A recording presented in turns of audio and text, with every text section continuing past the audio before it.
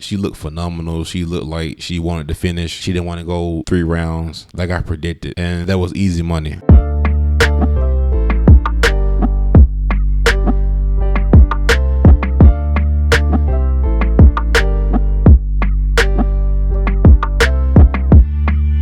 First off, like this video and subscribe. This video right here is a recap of UFC Fight Night 211 or UFC Vegas 61. I'm not gonna lie, some of my predictions were way off. I was completely wrong with the Mackenzie Dern fight. She got outstruck bad. It wasn't even close on the feet. I was right with Xiaonan. Xiaonan doesn't really have a lot of knockout power. Like, she landed 113 significant strikes, but she never really hurt Mackenzie Dern. But that's what I said. I didn't think Mackenzie Dern was afraid of Yan's striking. The Mackenzie Dern fight was close. Honestly, if Mackenzie would did a little bit more, she probably would have won. I expected her to have better striking than that. She was just missing, and it almost looked like Ronda Rousey versus Holly Holm, to be honest. But she had success up close. I don't know why she kind of abandoned that. It was weird because she struggled to take Yan down. She only took her down 2 times out of 11, but when she did take her down, she was able to dominate her on the ground because she was on top of her for over 9 minutes. But if Mackenzie's striking would have been a little bit better, she would have been able to take Yan down more times because she would have been able to mix up the striking with the wrestling. So Marino's fighting against Amanda Lemos, and the winner of that fight might get a title shot. Either the winner out of Marino versus Amanda is going to get a title shot, or either the winner out of Marino versus Amanda is going to fight Xiaonan. But Marino already beat Xiaonan. I don't think people want to see Marino versus Xiaonan too. Well, then again, they might do. I personally don't want to see it. This is going to be a great fight. Both of these girls are on fire right now. I'm going to make a prediction video for this fight later on, but I don't think Amanda is ready for Marino. That's all I'm going to say. I was right with the Randy Brown fight. I predicted him to win a decision over Francisco, but he had to be very careful of Francisco's knockout power. Francisco took him down in the first round, and he was on top of him for most of the third round. Other than that, he didn't really have a lot of success with the ground game, but he really couldn't do nothing else because Randy Brown's reach so much greater than his, so he was kind of limited in what he could do. I hope he stay in the welterweight division. I kind of like Francisco at the welterweight division. It's just Randy's on a tear right now. Raoni versus Trevin Jones.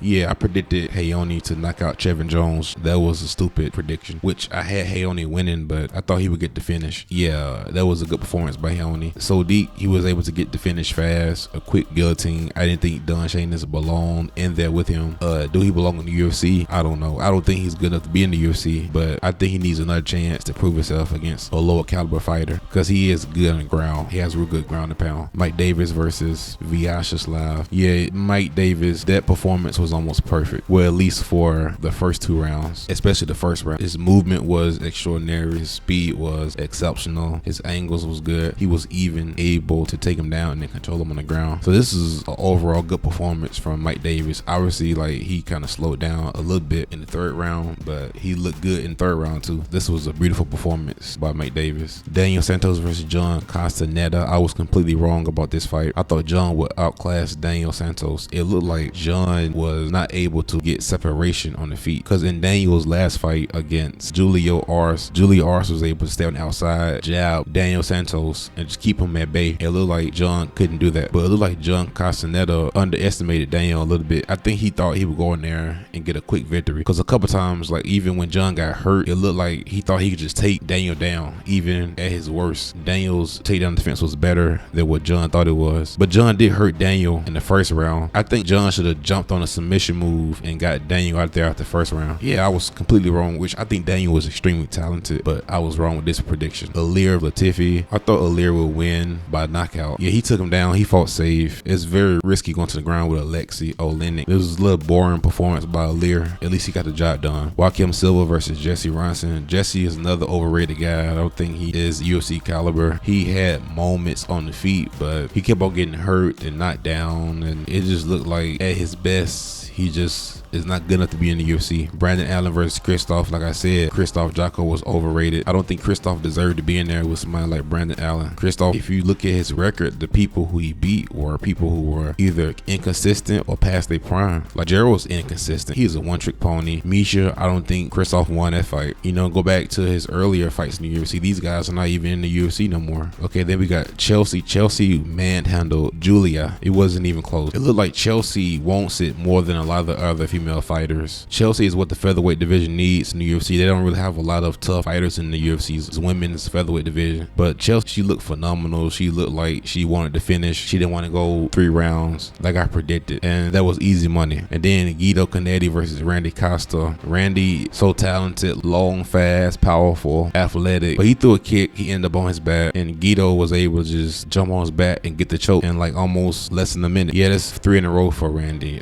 He has to change some things around. It's weird how somebody so long and athletic who has every advantage against all of his opponents find a way to lose. I hope Randy shake back from this loss. But this was a good card, better than what people had expected. Nobody was really talking about this card. Xiaonan find a way to win. I was completely wrong. I'm about to start doing predictions for UFC Fight Night 212, UFC Vegas 62. Yeah, thank y'all for all y'all support, and we'll be back. Like this video and subscribe.